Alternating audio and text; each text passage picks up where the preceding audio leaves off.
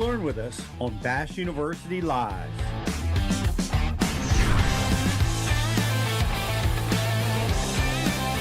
Bass University Live starts now.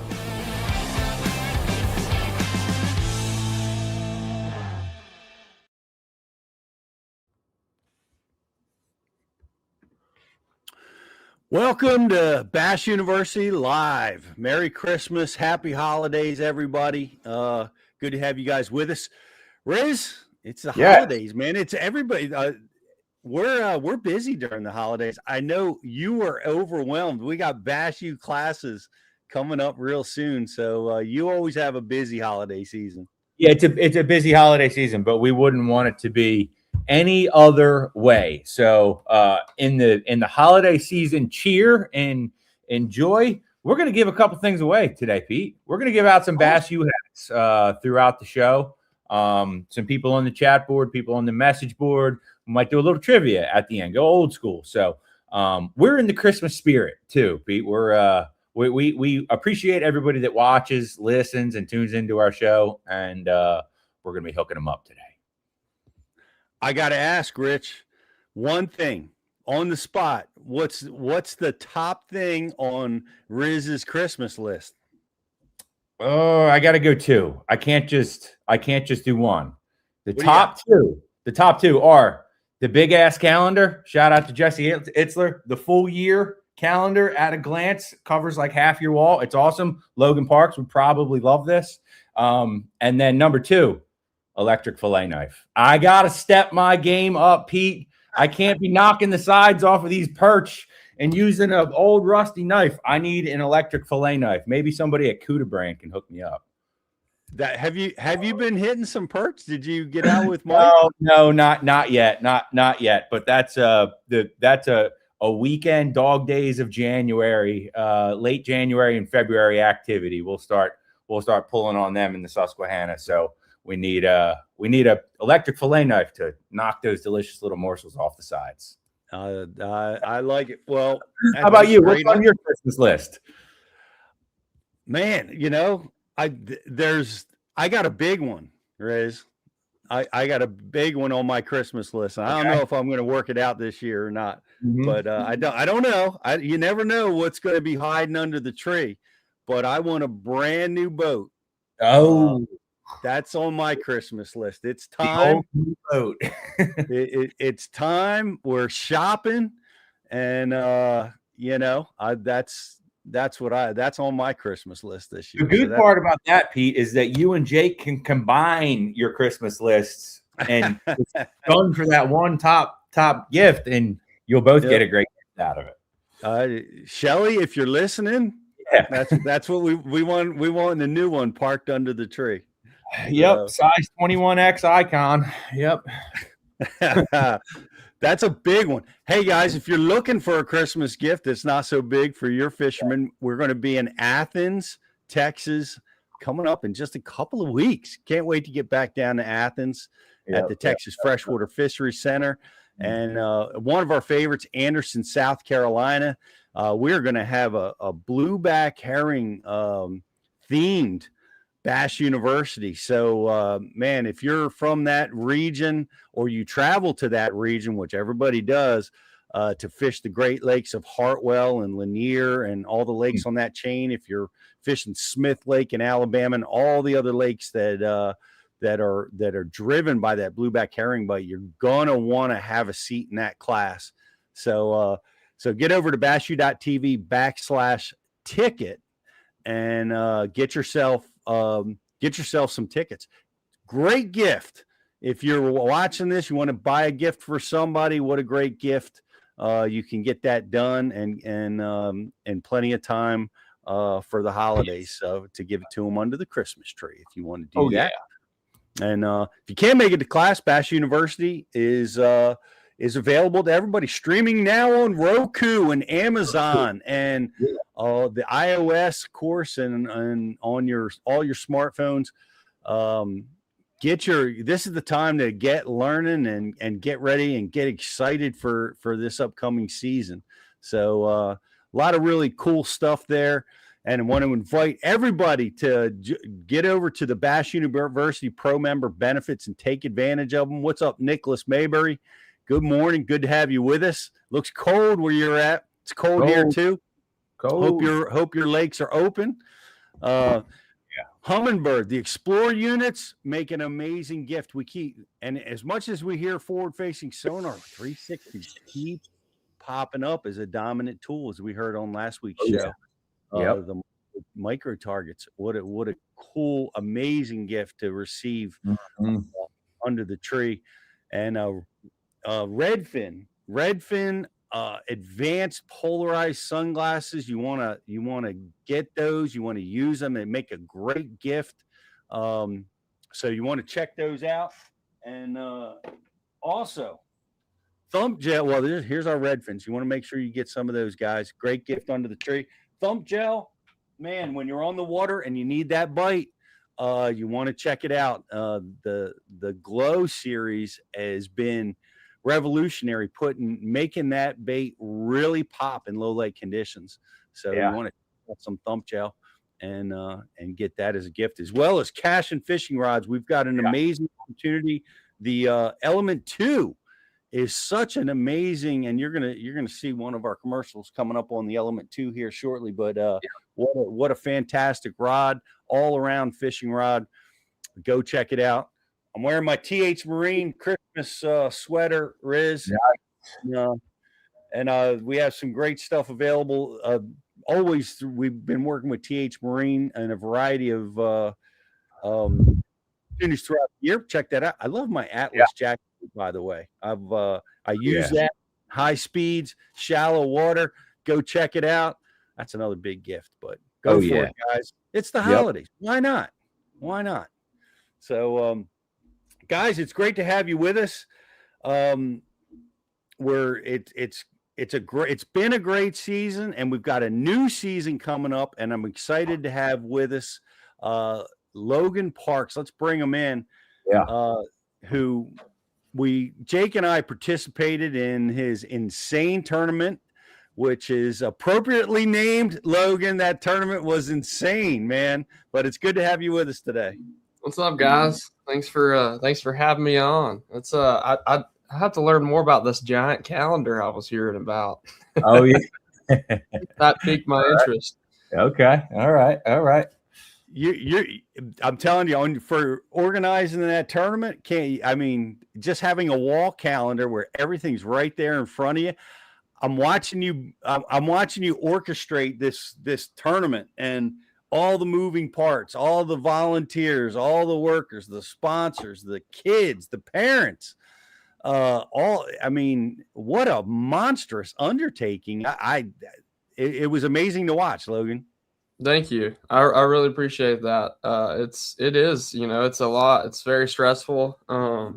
Requires a lot of time. I think I fished that Ultimate Angler tournament, which was the first week of October, maybe ish.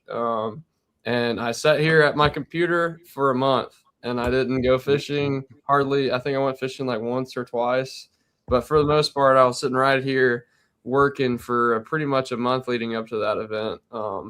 Every single day, just on various things, communications, sponsors, setting venue stuff up, ordering things. It's a lot, but it's a lot of fun too. It's very rewarding to put on in a tournament like that creates the opportunities that it does to be able to, give a boat away to an angler and to create those life-changing opportunities. The payout was amazing this year, and we had just a lot of awesome sponsors there helping out, and just, I'm proud to be able to create something that makes such an impact.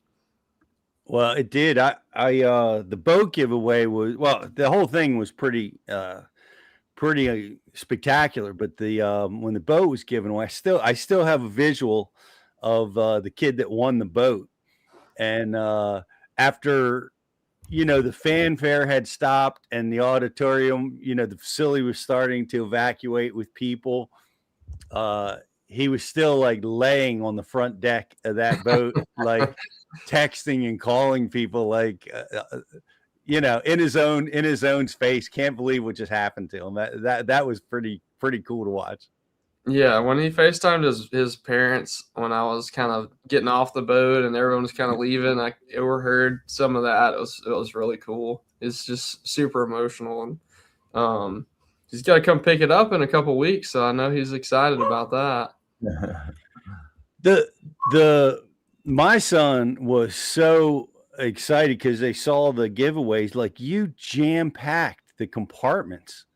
Like, that was unexpected. I didn't know if you knew that, Riz, but like the compartments were loaded with rods, tackle, fully rigged, fully loaded too. We had Plano tackle boxes. Every compartment was full of Berkeley baits. The rod locker was full of brand new Abu Garcia rods and reels. So it wasn't just a boat, it was a boat plus the electronics. I did keep my extra prop, so I didn't give the extra prop away, but everything else in it, fully loaded. So it's awesome. Yeah, that was awesome. I gotta say, I was reading, and as we're preparing for this tournament, and dude, this tournament was insane. Like, you got different qualification rounds. Like, you gotta pay attention to how what you're catching, strategizing, exactly how you're going to prepare for this tournament. By the way, Lake Martin was a great place for it. For the facilities are great. The lake's absolutely full of fish. So a really cool place for kids to be able to strategize on different ways on how to do well in the tournament. But it was really a complex process on how to get from level to level to level. How did that come about? Like, is that your brainchild? Is it working with the Fishing Chaos people? How'd you guys work that out? It's really just kind of, me brainstorming, coming up with crazy ideas and seeing if we could pull it off. And it's kind of evolved every year a little bit. We've changed things a little bit every year to structure it a little bit differently, but just trying to make a tournament as, fast paced and fun as possible for the anglers. I got to fish 2 Major League Fishing college tournaments when I was there, when they just kind of started up the company, and to fish that format and to see where you're doing with a live leaderboard was so much fun. I'm telling you, it was a blast. And you have like some guys you have rivalries with or whoever, and you're like checking the leaderboard to see where they're at. And it was just a lot of fun. So I remember how much fun that was. And there's not really anybody doing that now. So I wanted to, continue to provide that opportunity of that super fast-paced, fun format. But, over the last couple of years, even that's gotten a little monotonous, just because guys are having to troll and scope like so fast. It made me realize, like, these kids are still high school and college kids, and they don't all have lithium batteries like we do. And so last year they were scoping all day long. Their batteries start dying at like 10. And they're calling their parents and they're switching boats and trying to find batteries. And I'm like, dang, I've gotten out of touch with it. These kids are actually, they're in just boats like we were. We always had battery issues too in high school and in college. So this year I changed it up to slow the pace down a little bit. I made the first 2 rounds shorter with that every fish counts format. And then we completely changed the format during round 3 to a best 5. And that was awesome. I think we're the first tournament to ever pull off both formats in a single tournament day. But it kind of just threw everyone for a loop. They practiced for that every fish counts format, and then they changed things up later in the day to try to catch 5 big ones. It was a lot of fun, and it shows the anglers it's more than just fishing. It's not just bass fishing, and whether it's like preparing them for future tournaments or just preparing them for life, like you get thrown all kinds of curveballs, whether it's a barge in a lock, and you're trying to plan on how to make it back on lacrosse to the weigh-in, or there's all these other things that goes into fishing at a very high level. And it really, I think, is a great training ground for these anglers to recognize that there's more than just worrying about how to catch a bass. That's a fact, and it does, and it's a great tournament for that. Some observations I had on it. The kids worked well together. They did strategize. Like I talked to a lot of kids that were, and they're young men, really. A lot of these college kids, but they practiced. Their whole practice was on just finding schools of fish.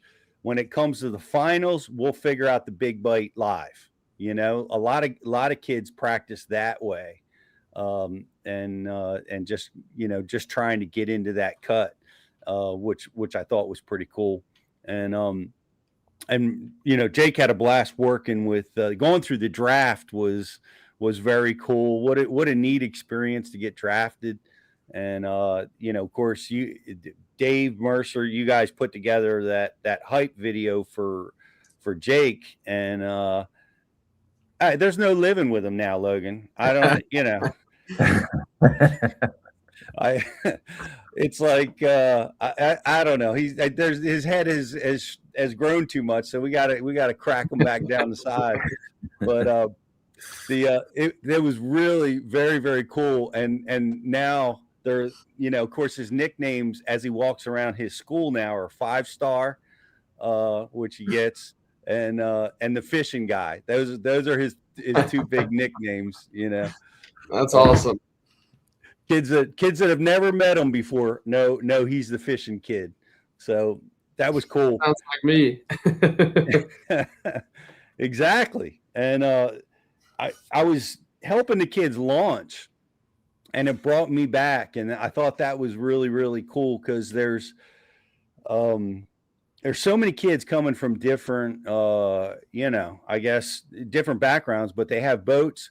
Some of them are you got a lot of aluminum boats, mid-range boats, 20-year-old boats, 20-year-old trucks, vehicles.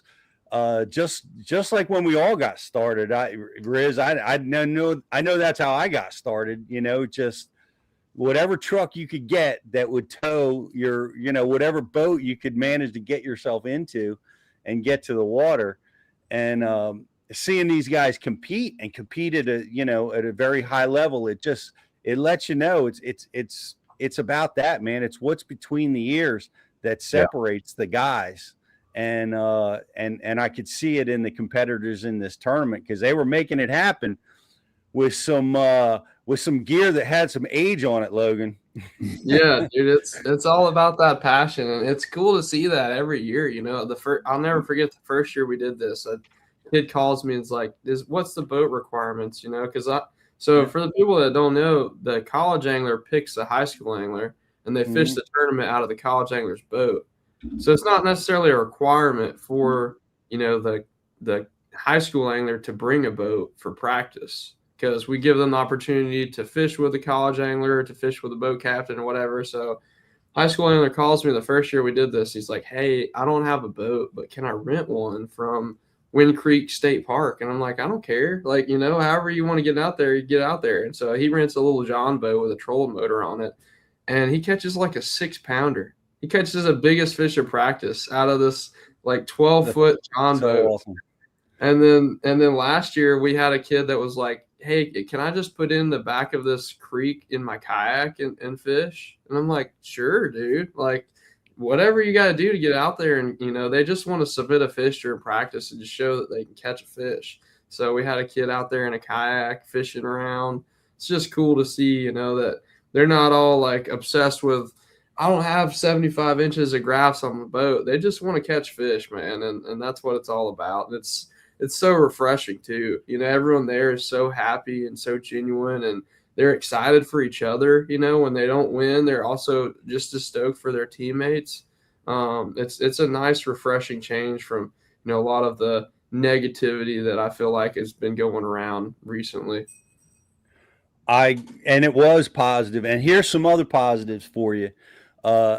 Dude, the information transfer, like the learning process that took place in that room, I was watching it at lightning speed. The college teams were, sharing and talking, and their high school partners in particular got that big benefit, right? They got the fish with kids that were next level, and they were learning like scope tricks and Yeah. baits and all kinds of things they never had seen before, and they got to see it real live. And so that information transfer is really, really quick. I think that's a really fun and exciting part of your tournament. Yeah, and those college kids, I mean, you know, you got guys like Tucker Smith and Hayden Marbett and Bank Shaw. Like that's the type of level of college anglers that have fished our tournament, you know, over the last couple of years. So they're fishing with guys that are like, you know, about to be or already on professional tour level events, and those guys aren't holding back. Like they want to win. They're fishing for 30 grand. You know, they're like not throwing their favorite bait because some kid they don't know is in the boat with them. They're encouraging that kid to throw whatever they're using, you know. It's you know, it's positive, but it might also not be such a good thing for my longevity on the Elite Series. But it's really cool. It is, and I quickly found out too that, you know, after Jake had spent time, you know, with the kids from Lander and Montevallo, he had, you know, spent some time practicing, and then he fished with Lander, and he's like, Dad, you're doing scope all wrong. He's quick to point that out, you know, how good those kids have become and the things that he learned. So yeah, so very, very cool and humbling for me. But you're right, man. Those the you can see why the younger kids coming out onto the elites, like you're really one of them. You're kind of graduating from that younger group, but you're still there, I think, and you can see why that group is so powerful. These kids are you guys are fishing 5-7 days a week. Yeah, dude, they're fishing a ton, and they're traveling. Like I mean, we had anglers from our tournament from 37 different states. So like Wow.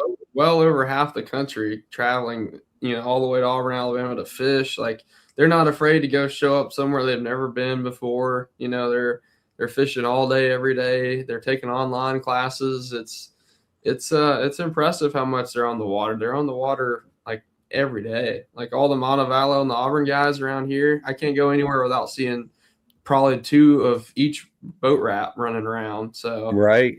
it's they're putting in the time. That's the thing. And they're not like going out with guides. They're literally going out and fishing by themselves and learning how to catch fish. And they're learning ways that people don't know. You know, they're catching them in new. That's what's so cool about the technology to me is like they're learning that all the stuff. I feel like I was kind of that last generation of like learning the textbook things. And I just remember like always talking to my buddy in college, you know, or like my high school teammates, like this is where they should be. Why are they not here? It's so textbook. It's like too textbook. And then it's like, well, actually, most of the stuff we learned is kind of the lakes are evolving and changing, and that's not really the case anymore. They don't get set up on these specific things that we thought they did, and they're out there actually realizing that. And so it's so hard to compete when you just want to fish locally now because all these college guys are around here just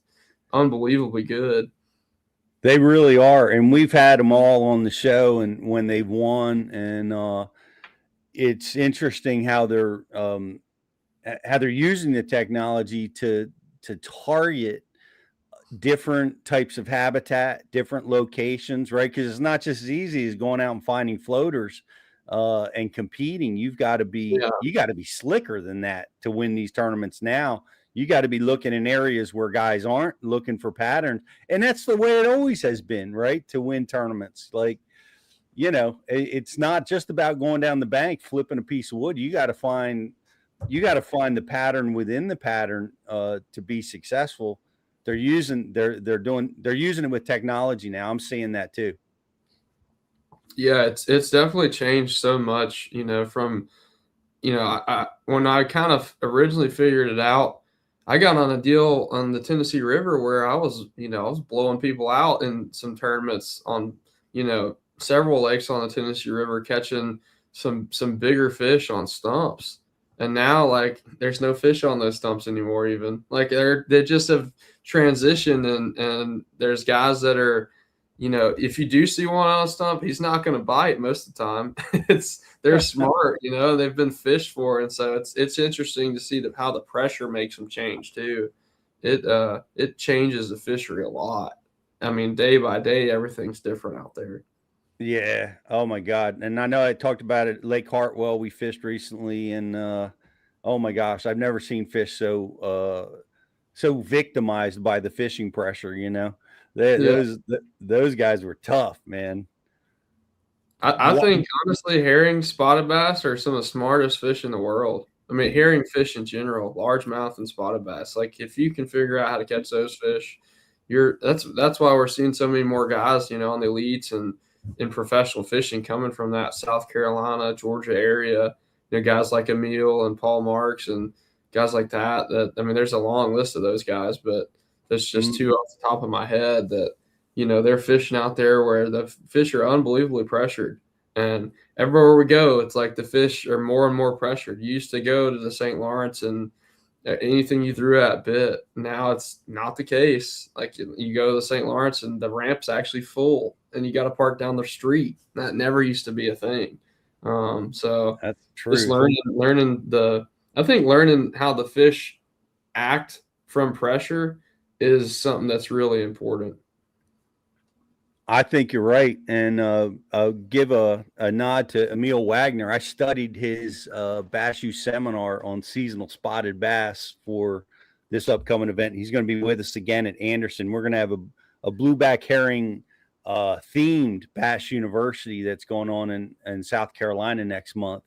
So it's Can I sign up? What's that? I said, can I sign up? Yes, you can. Yes, you can. We'll save a seat for you for sure. But yeah, it's a big deal. We're those fish are. It's interesting to hear you say that, but I don't get to fish for them that much, and I got to agree, man. I watched more fish chase my shaky head down to the bottom than I ever seen in my life and not bite it. So yeah. It's a crazy scenario over there, but things are changing, and we talked a little bit about it. We're coming out of the elite season. You had a great season. You're going to the Classic. You checked in vast majority of the tournaments, and you were wide open with your technology, and you're going to be moving into a different strategy. I guess I want to talk to you about that a little bit, but let's start back. Like, you had a really good season. What stands out? Like, what were some techniques or some tournaments that stand out in your mind from this past season? Yeah, it's hard not to dwell on some of the not so good ones, to be honest with you. Because like you said, I did have a great season, but I actually cut 6 out of the 9 checks, and the season before that I cut 7. So I'm a little, I did have some better, like, higher up finishes, which I'm happy about. I truly, honestly, at St. Clair, like, put myself in a position to win. If there wasn't freaking Trey McKinney that catches everything that swims by ahead of me, I probably would have. I think they said I had more weight than most of the other tournaments it took to win out there. So I'm glad that, like, that was one of my goals this year, was to actually be in a position to win a tournament. And had I not made some dumb decisions on day one, I think I could have potentially, shoulda, coulda, woulda, but, like, I had a chance to win. And so that was a really big goal of mine to put myself in a position to win a tournament. You did that. I want to feed on that.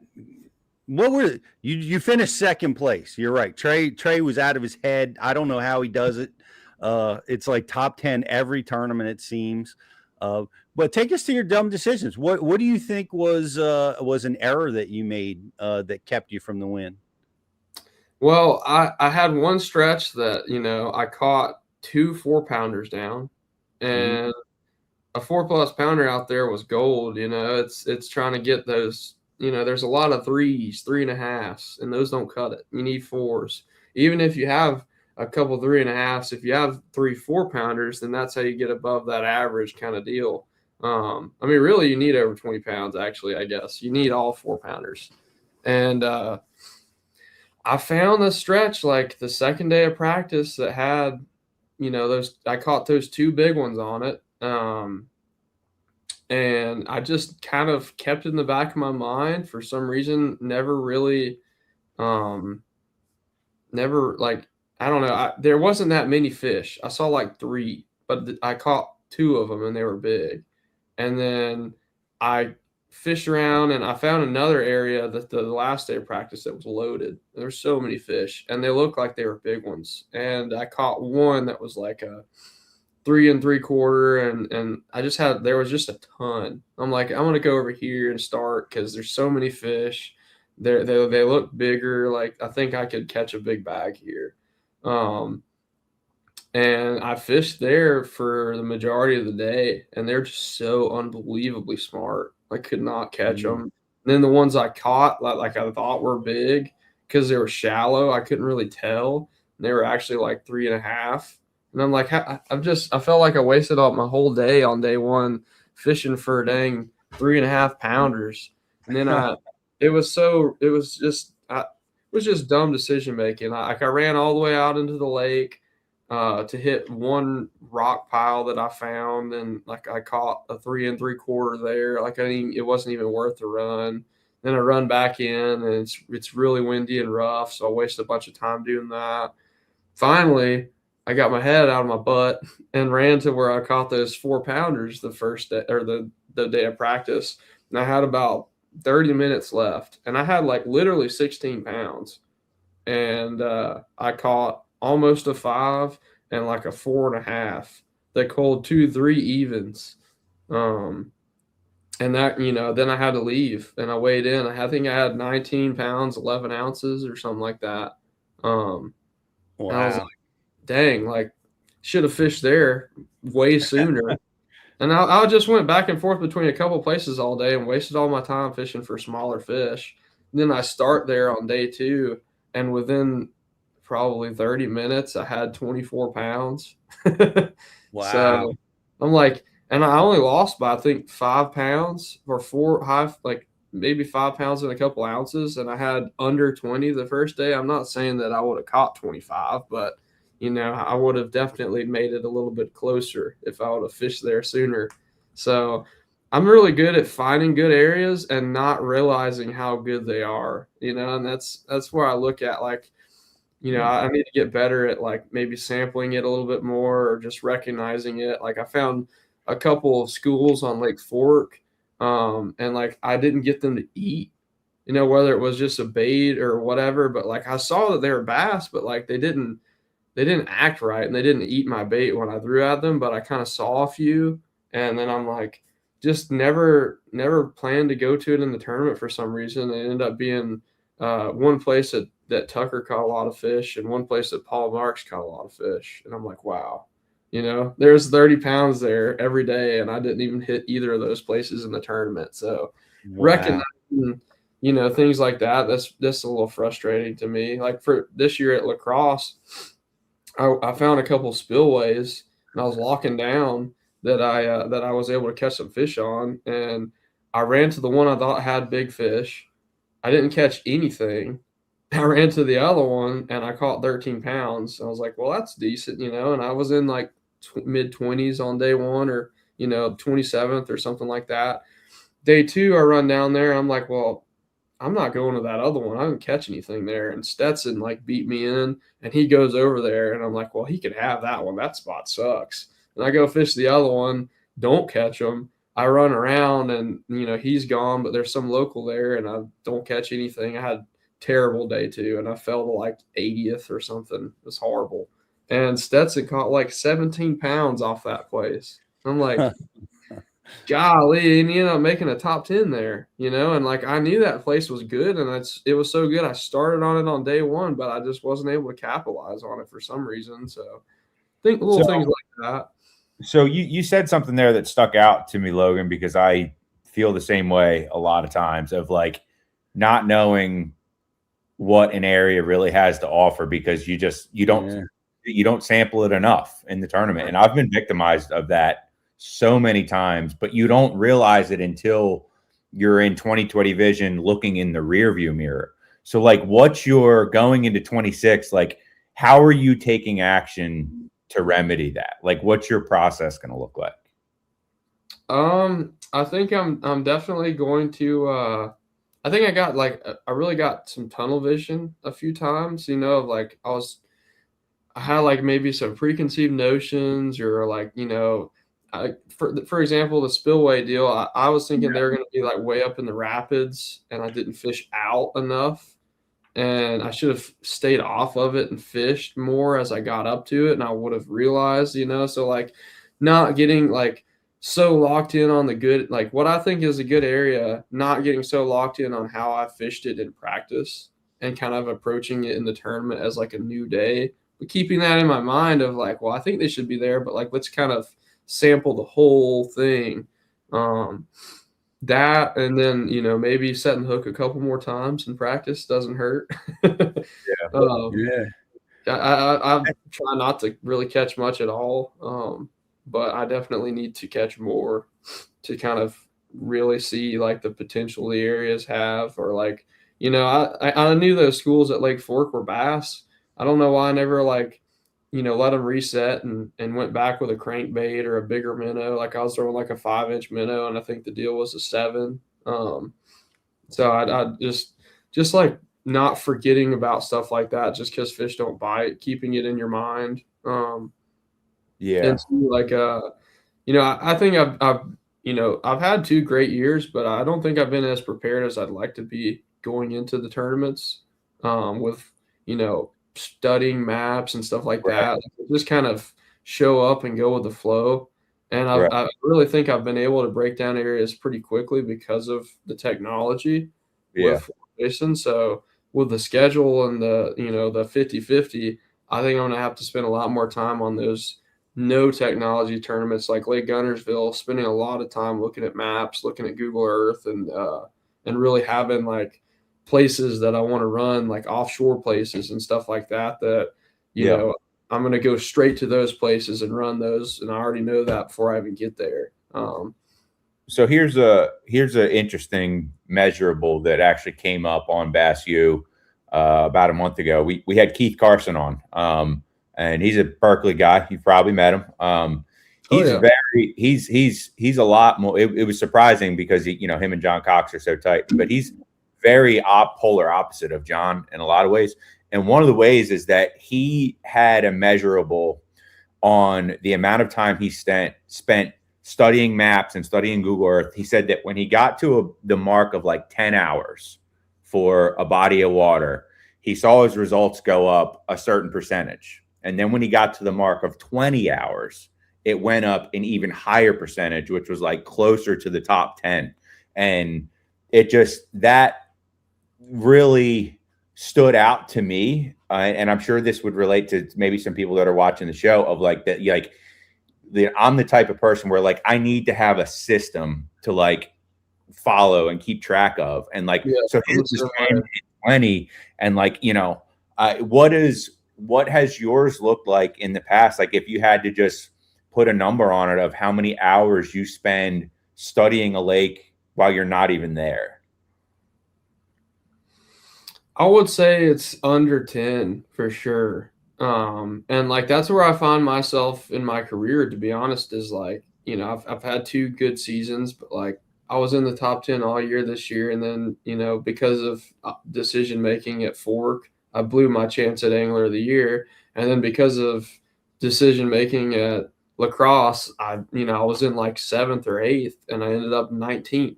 So like, and a lot of my tournament finishes, like, I had a great season, but I didn't make but 1 top 10 and had 1 chance to win.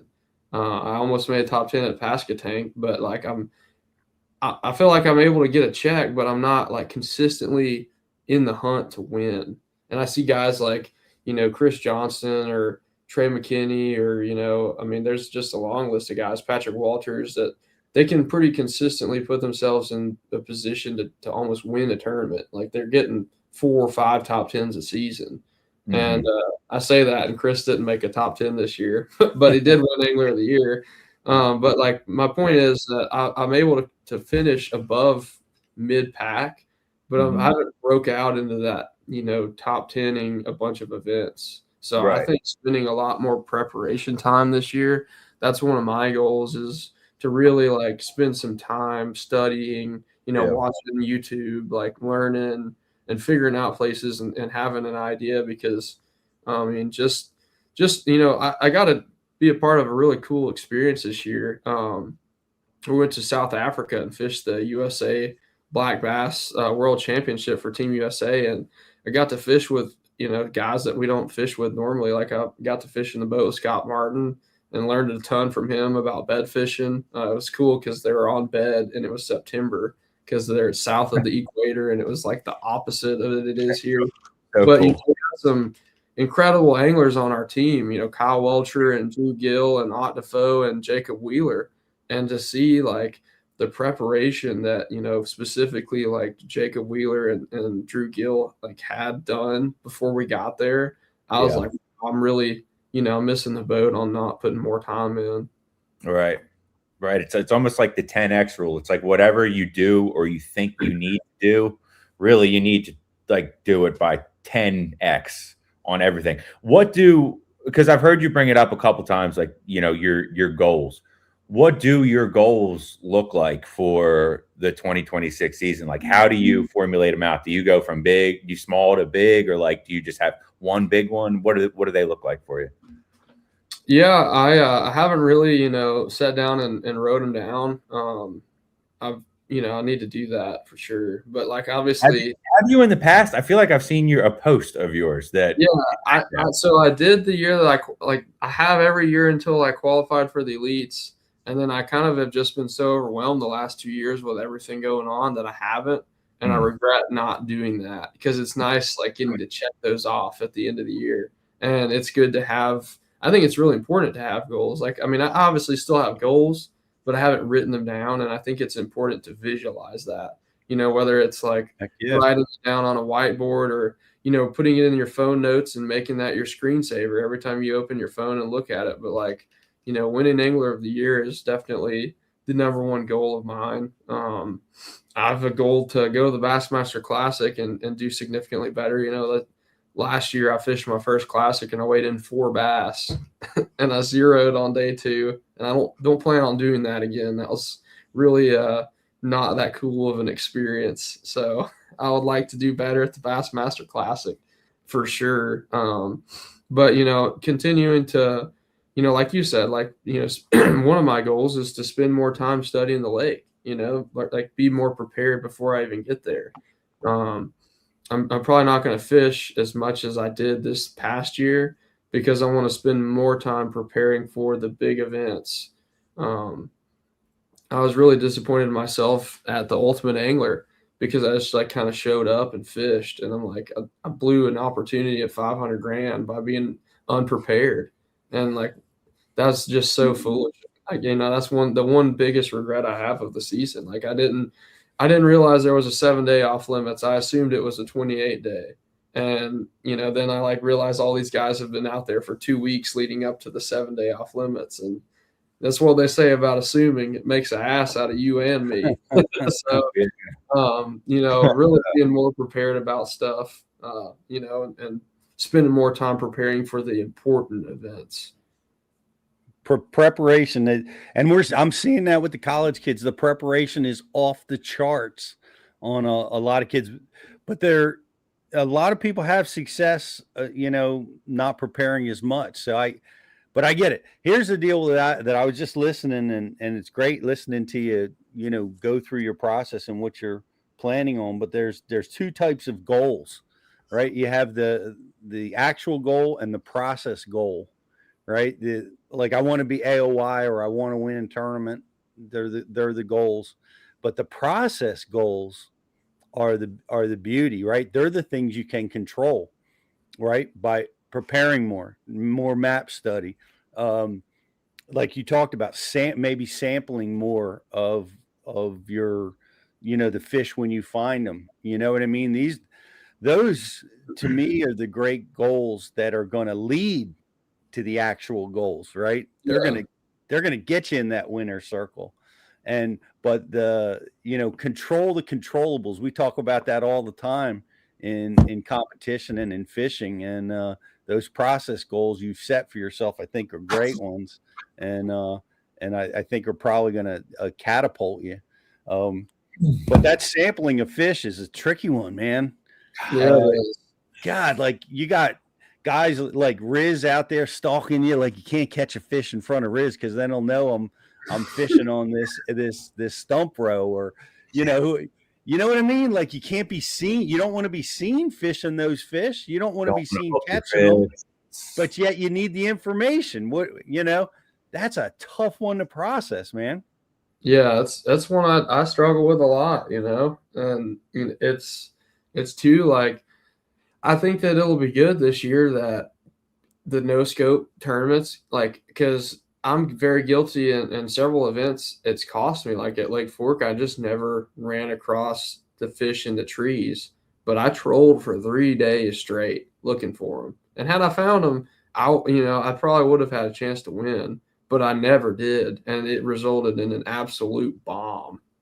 And, like not covering enough water. It's easy to do when with live scope is just to put the trolling motor down and go and fish a lot and be too slow. So, another goal of mine is to cover more water in the next season. Like I think, like I see some of these competitors of mine and they're just like running around all over the place and they're like really good anglers. Like I never ever see, this is really interesting, I never ever see Patrick Walters fishing in the practice. Like he's just always running by. I never ever see him fishing anything, and he's always just catching them.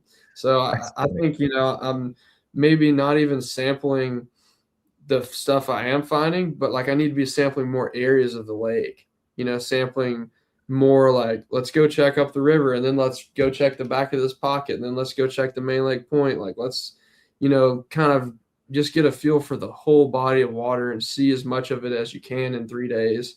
And then deciding like what you think the most productive areas are and spending time in those areas and maybe really figuring those fish out the day of the tournament instead of trying to figure them out in practice. Right. Well, it's going to be fascinating to watch you make these adjustments and see how it affects you. And it's interesting to hear you're going to spend more time on the areas without technology allowance and less with those that you do. I know a lot of the old school guys are absolutely reverse in that thinking, right? They're like, oh my gosh, this is great. I don't have to spend any time on these lakes that we have no forward facing or limited time. So it's going to be interesting. Anything stand out like on those upcoming lakes that you're excited about? Ones that with or without technology. Yeah, I mean, I'm excited to go to Santee Cooper. I've never been there before, and that's like a place that I feel like the technology has really evened the playing field because like a lot of the OGs, I mean, like Hackney and Christie, they probably know like specific cypress trees out there that like this one, if they're on them, this 7-pounders are on this tree. It's like they get on stuff like that, specific things every year. And I've never been there before. So that's one I'm pretty nervous about, without technology and having the ability to really like, feel like fish offshore super effectively. But it's been a while since I've had a good old fashioned bed fishing tournament. And if it sets up right, it could be a lot of fun. It's got a lot of really big fish, and I've never been there before, so I'm excited to go to Santee Cooper and just not have to worry about scope and throw a spinner bait and go up shallow looking for bedfish. But St. Lawrence, I'm really excited to go back there. I found some really cool stuff last time we were there. Ended up sharing some of it with Corey Johnston, and he ended up winning the tournament. So I'm excited to go back up there and expand on the stuff that I was finding because it's obviously some good stuff. Had a good event there last year. Lake Martin. Where are you out of this year? Are you out of Clayton? Clayton? Yeah. So we can go far. I'm excited about that. Yeah. That's going to be so nice, not having to make that run up the river. Yeah, that is nice. Lake, you mentioned Lake Martin, and that's your home body of water, right? Yeah, and so I'm excited to go to Lake Martin. You know, and most people would say like, oh, like, you know, he's the local there. He's probably going to be the favorite or whatever. But I mean, I think, you know, I'm guilty of it.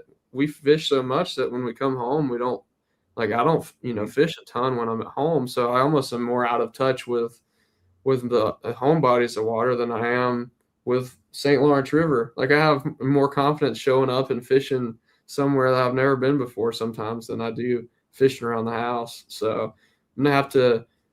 My goal or my approach for that is I'm just gonna delete everything, you know, off my unit and just go to it.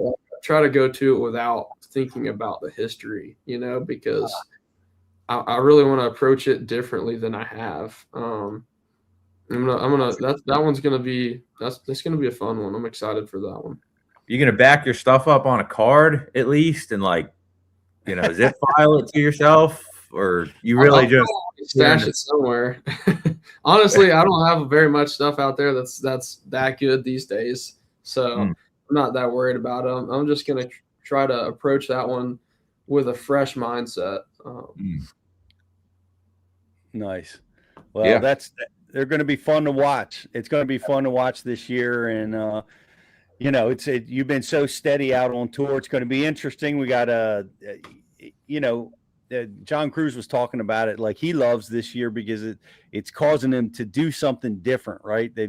It's re-strategizing how, you know, because he's been fishing for 30 years. So re-strategizing how he's going to go about this year is very exciting to him. You know, this is like a new adventure, and he's rejuvenated because of it. And I thought that was pretty cool. So we'll be looking forward to watching all that stuff go down, Logan. I got to ask you, what's on your Christmas list? Shoot, man, I guess like diapers and onesies, a crib.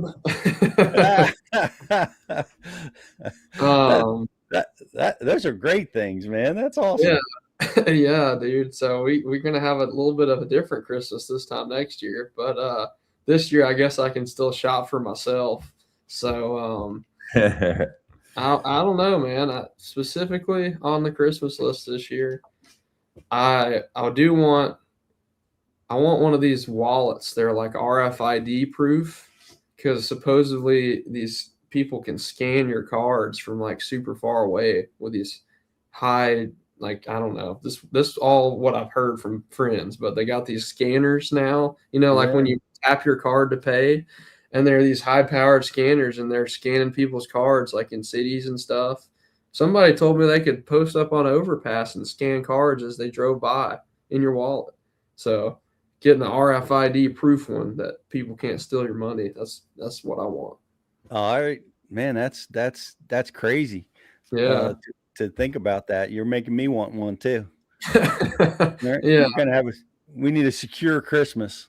Well, hey, I don't have to worry about it because this time of year there's no balance left on my cards because of Christmas shopping. So scan away, boys, you know, but once we get them paid off, we'll be all right. But man, it's super cool having you on.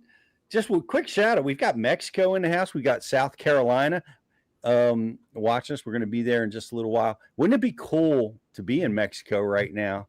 The fishing has got to be fantastical down south of the border.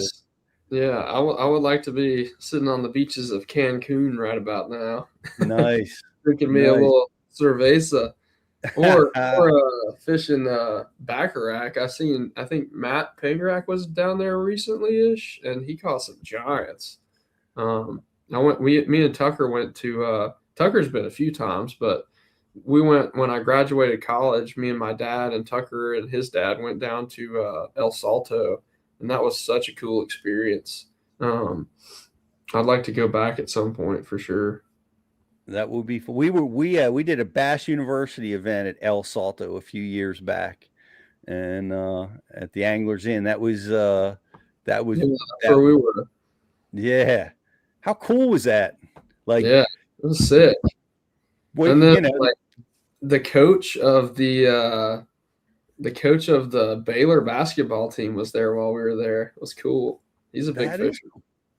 That's very cool. I liked they greet you with coffee in the morning and breakfast out there on the patio. I've never taken a siesta while fishing. Yeah, I'm a big fan of siestas after Me that. too. Me too, man. Well, Yeah. except with the exception of the tarantulas stalking my hotel door, it was a very cool trip. Did you get any of those? I never saw any tarantulas, but I did get the Montezuma's Revenge on the way down there. Don't recommend that. No, Don't no, drink the tap water. no, that's no good. The tarantulas were like as big as like a dinner plate, just sitting outside my door every morning. They wouldn't move, thankfully. They was waiting for them to pounce on me. But really cool experience. Amazing fishery. Just lots of great bass. But good to have you guys watching in the house. And I want to wish you a great holiday, Logan, man. I appreciate you hanging out with us. Best of luck on your NSANE tournament preparations and all the preparations you're going to make for the elites this year. We look forward to rooting for you. Yeah, thanks for having me on, guys. I hope you all have a Merry Christmas and a Happy New Year, and see you guys in 2026. Yes, we'll see you then, brother. Have a great one, Logan Parks, everybody. What a cool deal to dive into. You're a high level angler tweaking his strategy to try to go from the being great to being like superstar status. And that's what we're talking about, Riz. Yeah. Like he 2 years on the elites, outstanding performer amongst the best of the best, and trying to tweak it just enough to be that guy, Yep. Hard to do. Adjustments. It's the name of the game. Yep. Sure enough. Want to give a shout out to Howie Range, always hanging out with us. Good to have you with us, Howie. Do you have any Christmas gifts you want to give away, Rich? Yeah. Let's I'd like to give away some hats. Maybe we jump into that right after the commercial break. Let me scan through the boards here, and we'll give away some gifts. Digs Outdoors, loving that tournament siesta break. Yeah, right. I tell you, we did have a siesta, Jake and I, when we were down at Lake Hartwell in the freezing cold rain, and we came in for a little while, dried our clothes, and got ourselves warm, and took a little mini siesta when we were down on Lake Hartwell. That was sweet. Not like the heat you're escaping in Mexico, but to get warm again on a cold day like that, whoo, that was nice. Yeah, that was nice. Guys, hang in there with us. We're going to give away some stuff for Christmas right after this commercial break. We're off the clock to clock more fish, to fill our live wells and empty our coolers, because there's more to explore. The latest Humminbird fish finders work fast, see clearly, and know all the best spots. They fish even smarter paired with the Minn Kota and break down the water like never before. If you like your plans loose and lines tight, then it's time to explore. Only with Humminbird.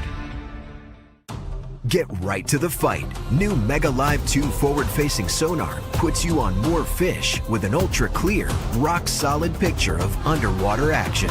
Next-gen clarity, next-level fun. Only with Humminbird.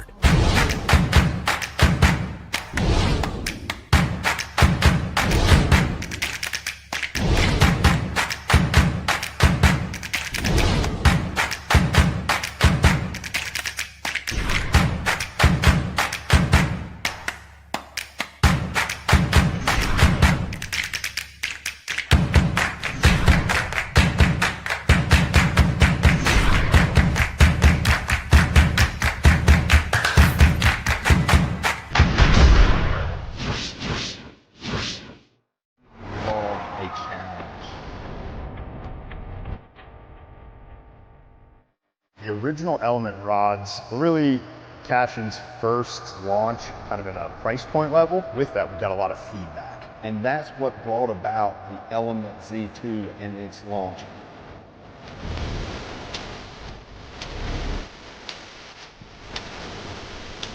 the most affordable American-made rod on the market. When the sun's up and the light's on, clarity is everything. That's why serious anglers trust Redfin. Built for the water, designed for performance.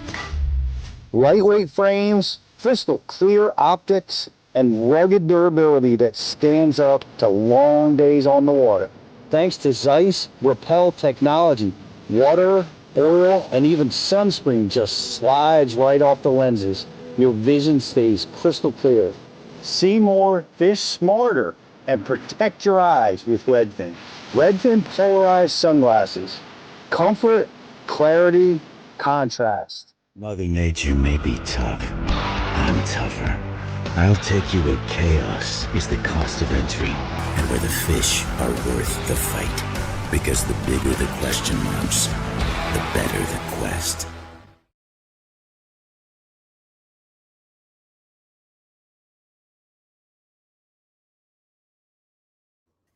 Welcome back, guys. Welcome back, Riz. Yes. What a cool deal. We're so busy this time of year, and we love it. Classes are coming up, guys. Get your tickets. If you're broke from Christmas shopping, wait till after Christmas and use and you have a few Christmas bucks. Yeah. And come on down and hang out with us. It's going to be a great season again this year. Check it out. Go to bassu.tv/ticket and get yourself signed up. What you got for us, Riz? Yeah, so we're going to give away some hats to the guys that have been hanging out with us on the Bass University message board today. Diggs Outdoors, Howie Range, Nick Mayberry, and I even see the Dean in there. So I might have to send one to you, Pete. But Diggs Outdoors, Howie Range, and Nick Mayberry. Shoot us over your emails in the chat board so we can gather your information, and we're going to get you guys some Christmas gifts along the way. And guys, brand new Bassu hats, guys, and we're going to be giving away some hats in the new year as we keep moving forward. But remember, if you want to get involved and get on the message board and talk with us directly during the show, you got to be a Bassu member. You can take a free trial, you can try it out, or you can sign up for 30 days or a year. And then you can have a chance to win some of these awesome prizes that we're going to be giving away in the new year. What's on your Christmas list, guys? Let me know in the chat board. Yep. I'm interested. Who I know it's on Jake's Christmas list. His list is about as long as your arm. So narrowing it down to one item is going to be very difficult for someone like him. But that's cool stuff. Do you have a sub of the week for us, Riz? You with us? Who's with us? Let's see. Let's see if we got a sub of the week in here. This week's sub of the week is Howie Range. Howie Range is this week's sub of the week. He's been staying tuned with us all year long. We appreciate you, Howie. Thanks for always tuning in during the live show. You are the sub of the week. Awesome. Diggs Outdoors wants a Garmin 93 SV. Oof, that's a good one. Nice. That is a good one right there. Yep. The electronics have been amazing, and guys are using them. It was so cool to see how shallow guys are using them. And I think one of my goals this year is going to continue to work with that landscape mode, and develop that use of that, because I really haven't played much with that. Riz, have you? I haven't, Pete. I'm still behind the 8 ball on the forward, so I'm not experimenting. Well, I'm going to dive into that a little bit this year. That's going to be a fun project for me to spend some time. It's so hard when I've got someone on the boat that's dominating the use of the trolling motor, Rich. Like Jake has become so when we're out fishing together, it's Jake's wanting to learn. He's all about the sonar. So I need to break away, get a little Dean time Yeah. this year. Yep. Break away. Looking Get in forward on that landscape mode. Yep. I want to give a shout out to all the people at Bash U who work so hard and tirelessly behind the scenes. Jocelyn Ray and Justin Harant and Jason Hargett. Of course, Jeff Olson as well, working so hard, Sure. put together a really a great season of Bash U, yourself included, Riz. Some amazing speakers, amazing content that really helps a lot of people all over the world catch fish, get confident, and get out there and have fun doing this amazing sport. So thanks everybody at Bash U. Yes. I hope everybody at Bash U has a wonderful holiday, wonderful Merry Christmas, and thanks guys for putting it together, and thanks everybody for being part. I want to wish everybody in the Bash University world happy holidays and a Merry Christmas. And I'm going to enjoy a little bit of that, with my fishermen and the family, and we're going to enjoy some family time. I hope you guys get to spend some time with your family and enjoy it and have a great holiday. So without any further ado, we will see you guys on the other side of Christmas show before the new year. So we're going to have a Christmas recap, Santa Riz, and we'll see everybody next week. Sounds good.